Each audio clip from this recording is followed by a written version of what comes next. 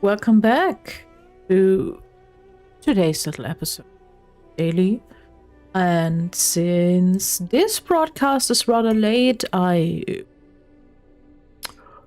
will not talk too long. Is it castle exploration time today? Maybe. Let's see how Jonathan's little adventure continues.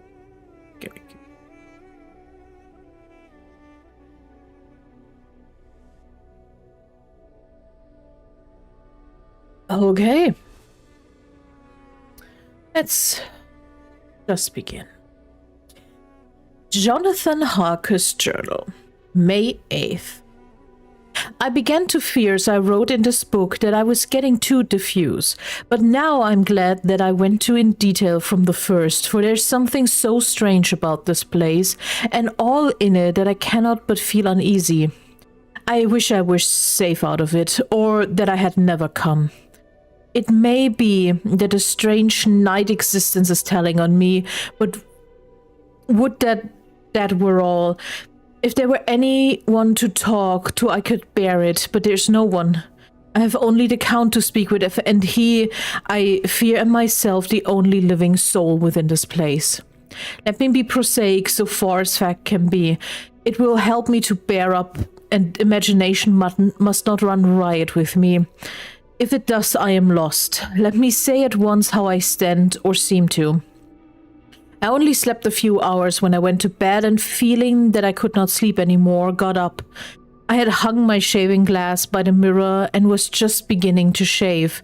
Suddenly, I felt a hand on my shoulder and heard the Count's voice saying to me, "Good morning." I started, for it amazed me that I had not seen him since the reflection of the glass covered the whole room behind me. In starting, I had cut myself slightly, but did not notice at the moment. Having answered the Count's salutation, I turned to the glass again to see how I had been mistaken. This time, there could be no error, for the man was close to me, and I could see him over my shoulder.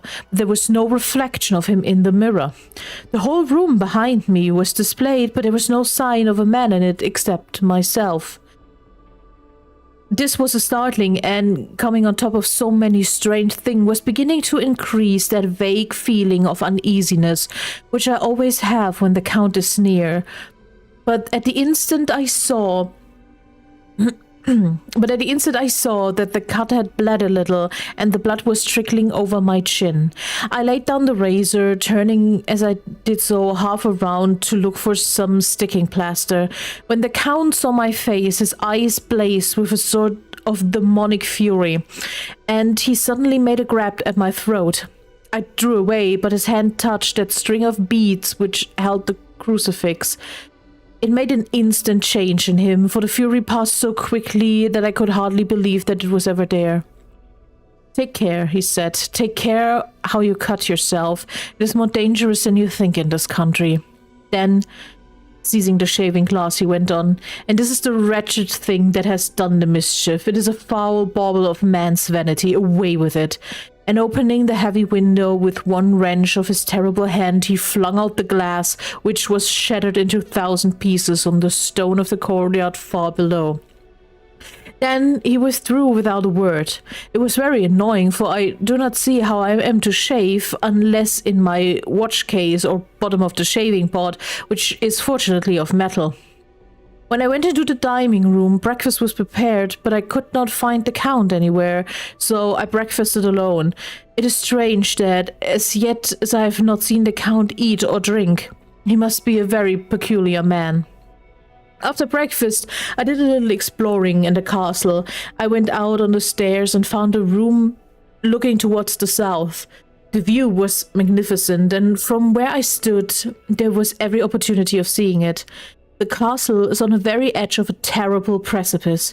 A stone falling from the window would fall 1,000 feet without touching anything. As far as the eye can reach is a sea of green treetops, with occasionally a deep rift where there is a chasm. Here and there are silver threads where the rivers wind in deep gorges through the forests. But I'm not in hard to describe beauty, for when I had seen the view, I explored further. Doors everywhere, and all locked and bolted. In no place, save from the windows in the castle walls, is there an available exit. This castle is a veritable prison, and I am a prisoner. When I found that I was a prisoner, a sort of wild feeling came over me. I rushed up and down the stairs, trying every door and peering out of every window I could find. And after a little, the conviction of my helplessness overpowered all other feelings. When I look back, after a few hours, I think I must have been mad for the time, for I behaved much as a rat does in a trap. When, however, the conviction had come to me that I was helpless, I sat down quietly as I ever done anything in my life, and began to think over what was best to be done. I am thinking still, and as yet have come not to a definite conclusion. Of one thing only I am certain, that it is no use making my ideas known to the Count.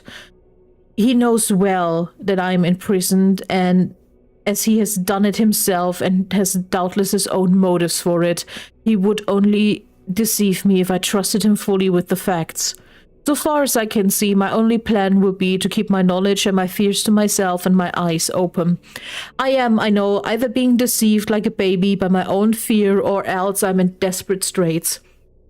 And if the latter be so, I need and shall need all my brains to get through.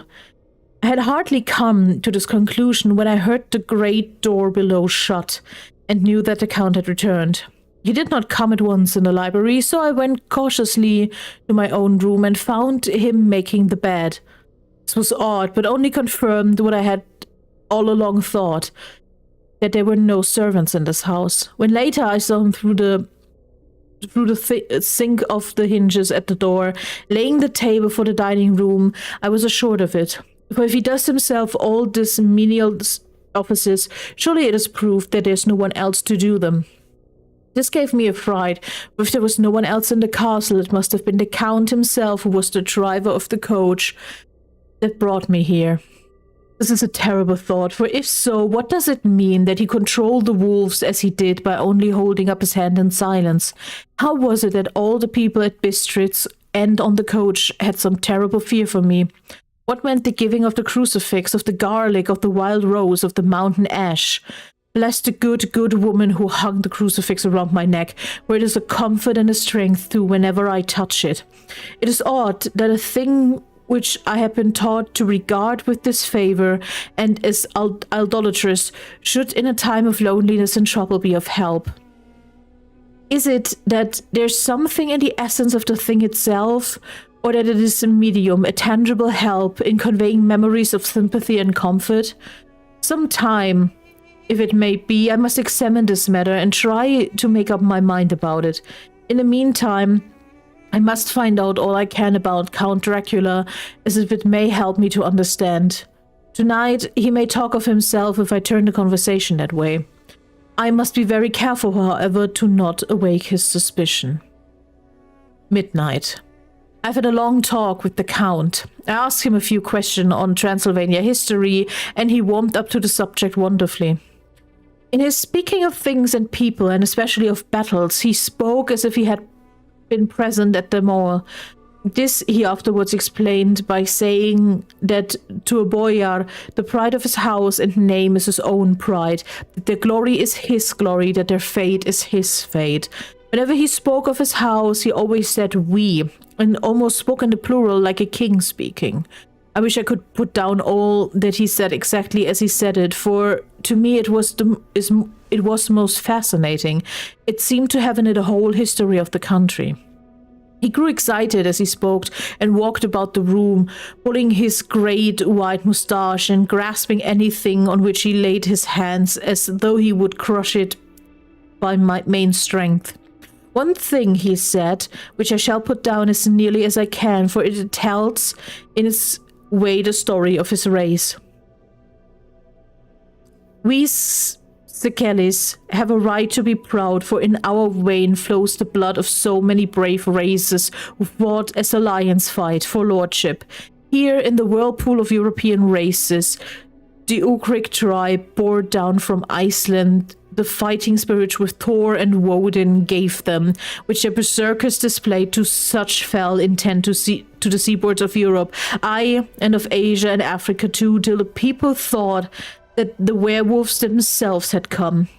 Here too, when they come, they found the Huns, whose warlike fury had swept the earth like a living flame, till the dying people held that in their veins ran the blood of those old witches who, expelled from Scathia, had mated with the devils in the desert. Fools, fools. What devil or what witch was ever so great as Attila, whose blood runs in these veins?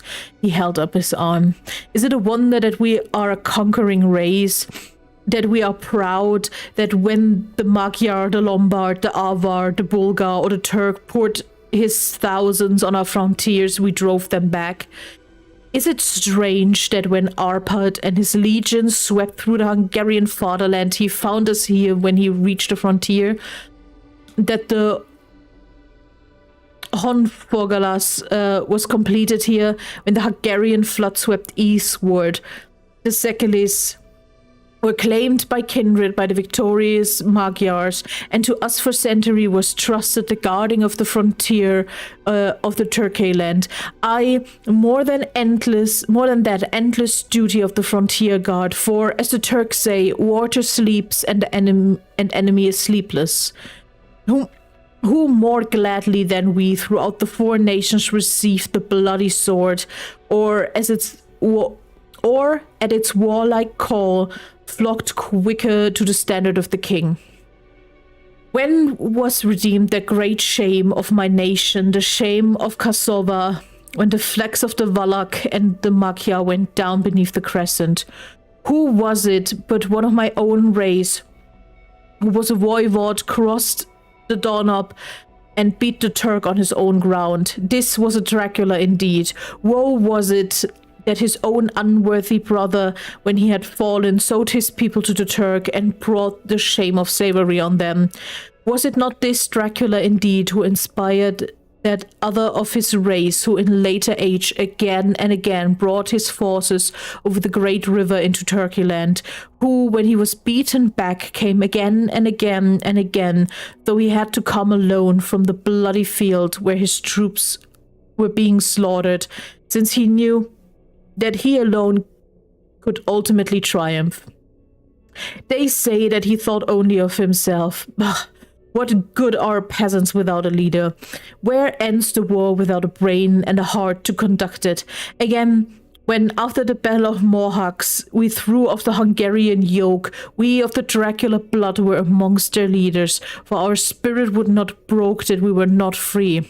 I, young sir, the Sekulis and the Dracula as their heart's blood, their brain and their swords can boast a record that mushroom growth like the Habsburgs and the Romanovs can never reach. The warlike days are over. Blood is too precious a thing these days.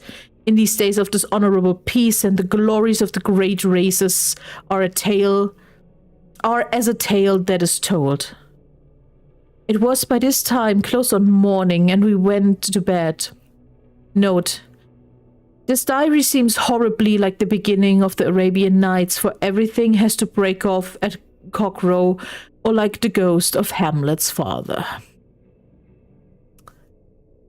Well, R.I.P. Jonathan Harker. Who would have ever thought that you are a prisoner in this castle? That being said, we won't see Jonathan again for a few days, actually. But I will see you tomorrow, introducing you to a new character in our little ensemble in a very, very different situation. New faces indeed. And I'm very excited to slowly start meeting. Being said, until tomorrow.